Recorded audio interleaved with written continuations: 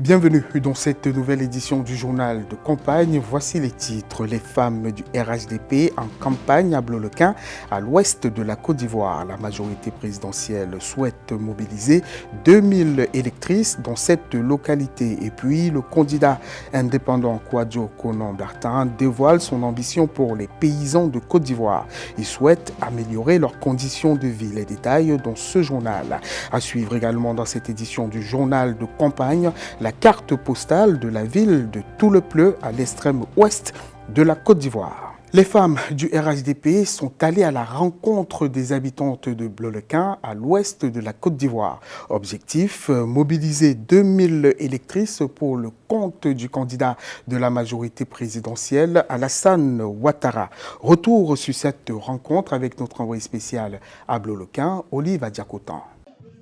Le Rassemblement des oufouettistes pour la démocratie et la paix RHDP veut mobiliser 2000 électrices à Blolequin dans l'ouest ivoirien pour la présidentielle du 31 octobre 2020. En tête, la ministre et seule femme présidente du conseil régional en Côte d'Ivoire, Anne-Désirée Ouloto.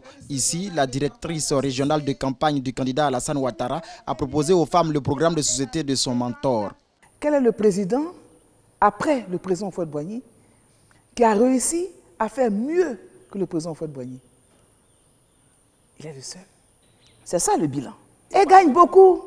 Elle gagne des infrastructures, elle gagne les emplois pour leurs enfants, elle gagne la paix par-dessus tout. Et puis vous savez ce qu'elle gagne? Ce qu'elles n'ont pas arrêté de rabâcher hier comme un disque. Elle gagne la première dame Dominique Ouattara et le fonds d'appui aux femmes de Côte d'Ivoire qui changent leur vie, qui redonnent la dignité à leur famille.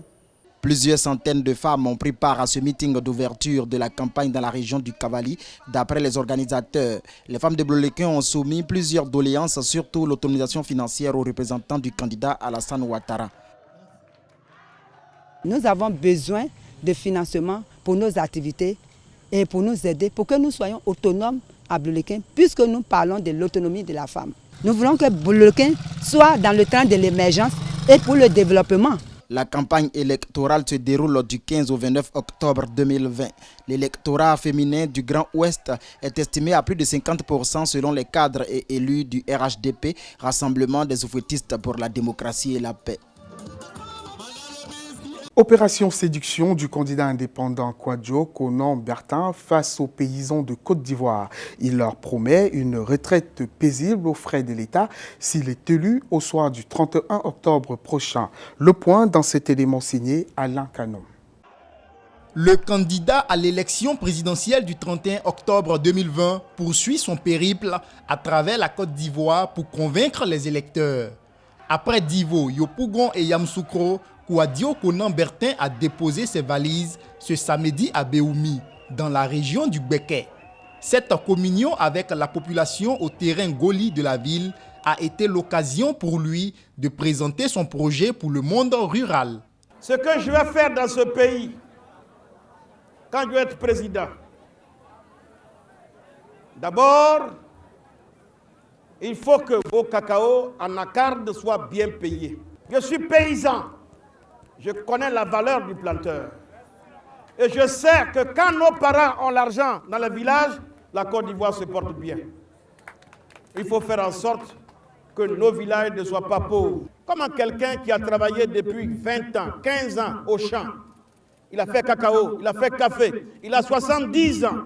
Tous ses enfants sont à Abidjan. Il est seul au village et il n'a plus rien parce que les cacaoyers ont vieilli. L'État doit garantir une retraite à tous les planteurs. Ici comme partout, Kouadio Konan-Bertin est revenu sur son engagement de mettre la jeunesse au centre de son action d'édification d'une Côte d'Ivoire prospère et hospitalière. Houphouët-Boigny n'est pas mort avec le génie ivoirien. Il y a du génie en chacun d'entre vous. Et il faut que nous puissions le démontrer à la face du monde. Que la Côte d'Ivoire demeure toujours un pays d'espérance. Un pays d'espérance. Mais parce qu'on va faire confiance à notre jeunesse. Et la responsabilité pour qu'elle trouve du travail et qu'elle construise le pays. Kouadio Konan-Bertin poursuit sa campagne pour diriger la Côte d'Ivoire. Après Béoumi, il se rendra dans les localités de Boundiali, de Bondoukou et de Yopougon. Vincent Iré-Toby fait partie des personnalités les plus influentes de Côte d'Ivoire. Ancien préfet de la capitale économique, il a choisi de mettre son expérience au service de la paix en Côte d'Ivoire. Plus de détails dans ce reportage de notre envoyé spécial à Abidjan, Ange Bijou-Nomenio. La campagne électorale a drainé un certain nombre d'influenceurs en Côte d'Ivoire. Ces derniers usent de leur personnalité pour faire passer des messages de paix. Parmi eux, on peut citer Vincent Iré-Toby, l'ex-préfet de la ville d'Abidjan. Ce dernier est très suivi sur les réseaux sociaux. Sa manière d'être et sa manière de faire font qu'il a toujours été proche de la population.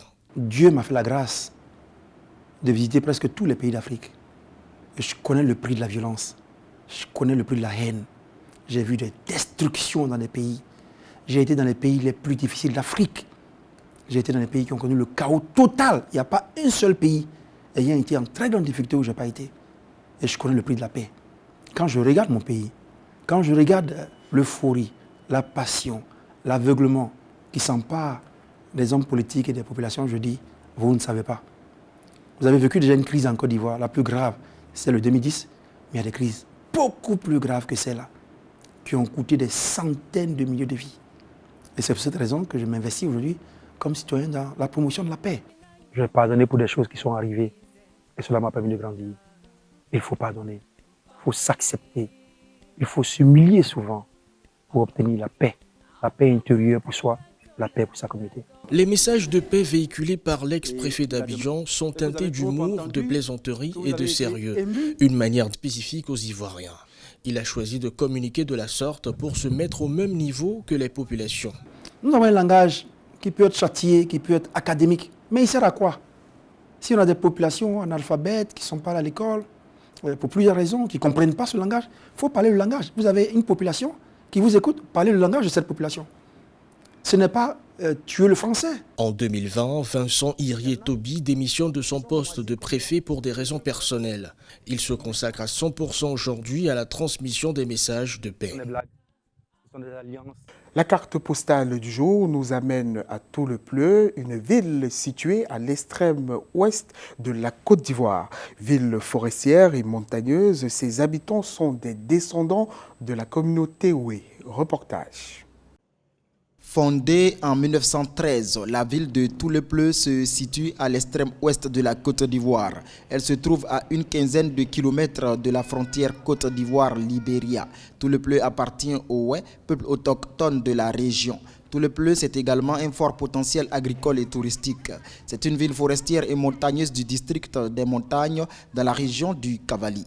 C'est une ville d'avenir. C'est un département d'avenir. C'est un département où nous avons une population jeune, nous avons de la forêt, nous avons des cours d'eau, nous avons un potentiel touristique extraordinaire. Toulepleu est une ville de paix. C'est la porte d'entrée de la Côte d'Ivoire par le Libéria et plus loin par la Guinée. Toulepleu est aussi une ville martyre, comme presque toutes les villes du Grand Ouest de la Côte d'Ivoire.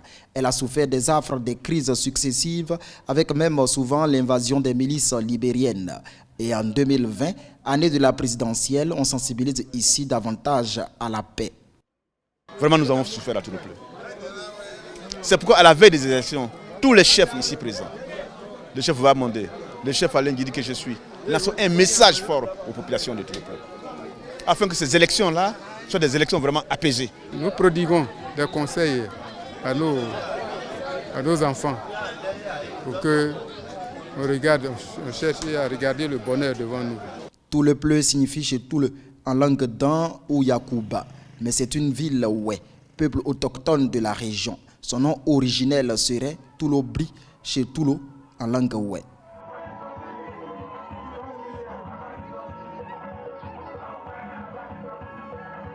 C'était la carte postale du jour signée Olive à Diakotan. C'est la fin de ce journal de campagne réalisé depuis Abidjan en Côte d'Ivoire. Merci de l'avoir suivi. À très bientôt sur Africa 24.